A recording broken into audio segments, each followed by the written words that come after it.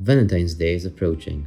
For a lot of couples, it's a special day during which they spend their time together. But not everyone is in a relationship. Here we have Anne.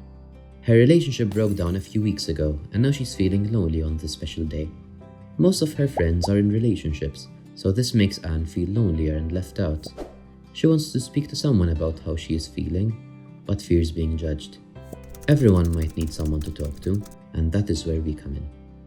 We at Kellimni.com offer an online support service for persons of any age. Our service is one-to-one, real-time, and anonymous. Moreover, it's free, confidential, and available around the clock. You can contact Kellimni.com in 3 ways: through chat, email, and the smart messaging app.